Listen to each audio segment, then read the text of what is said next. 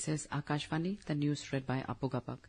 Prime Minister Narendra Modi reached Norway yesterday after completing his visits to UAE, the Netherlands and Sweden. Last evening, he attended the India-Norway Business and Research Summit with Crown Prince Haakon and the Prime Minister of Norway, Jonas Gahr Store. Addressing the business and research community, Prime Minister Modi appreciated the growth in bilateral trade and investments following the entry into force of Trade and Economic Partnership Agreement. He underlined that stakeholders on both sides should make efforts to achieve the investment target of $100 million under and the consequent creation of 1 million jobs in India. Prime Minister Modi will travel to Italy today on the fifth and final leg of his five-nation tour. India and Sweden have emphasized that cooperation will define the pathway to shared prosperity and a sustainable future at present of global uncertainty. In an article written by Prime Minister Narendra Modi and his Swedish counterpart Ulf Kristersson, it was highlighted that at a time of global uncertainty, energy insecurity and economic divisions, the world must choose between working alone or strengthening international partnerships. In the article published today in National Daily, both the Prime Ministers noted that as the United Nations marks its 80th anniversary, the value of international cooperation and multilateralism has become even more evident.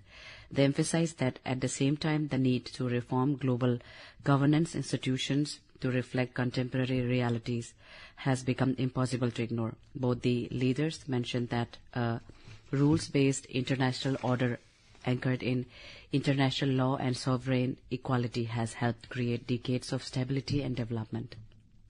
The Delhi High Court today sought response from AAP leaders including Arvind Kejriwal, Manish Sisodia, Sanjay Singh and Saurabh Bharadwaj in a criminal contempt case over alleged social media posts against Justice Swarana Kanta Sharma. A bench of Justices Navin Chawla and Ravinder Dudeja issued notices and granted 4 weeks to file replies. The matter will be heard on 4th August this year.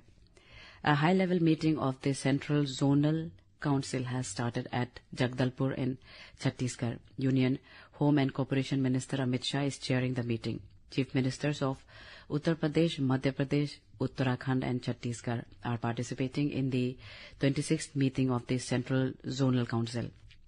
Union Home Secretary, Director of the Intelligence Bureau, Directors General of Police of the 4 states, along with senior police and administrative officials are also attending the meeting. Army Chief General Upendra Dwivedi has said Operation Sindoor delivered military precision, information control, diplomatic signaling and economic resolve as one coherent national act. The Army Chief said this while addressing a seminar on security to prosperity, smart power for sustained national growth at the Center for Land Warfare Studies in the national capital. Indian Railways has approved the 54-kilometer Kiul-Jhajjar third line project at a cost of 962 crore rupees. The Ministry of Railways has said that the project forms an important part of the high traffic density network of Indian Railways and is expected to strengthen both passenger and freight movement across eastern and northern India.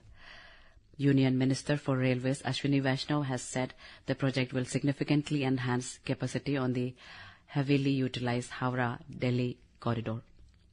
In Arunachal Pradesh, Minister for Education P.D. Sona today chaired the 9th Council meeting of Arunachal Pradesh State Higher Education Council at Itanagar to review higher education reforms and ongoing infrastructure development across the state. Sharing details of the meeting in a social media post, the minister informed that the meeting assessed progress under the RUSA 1.0, RUSA 2.0 and PM Usha, with most projects completed or nearing completion, and reiterated key priorities, that is, updating institutional development plans, securing land possession certificates for all institutions, and preparing institution-wise roadmaps aligned with NEP 2020.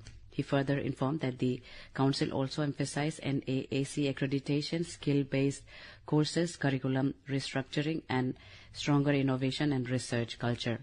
In the meantime, SONA has directed all institutions and executing agencies to ensure time-bound implementation and better coordination for strengthening higher education in the state. That's all in this news bulletin. Namaskar.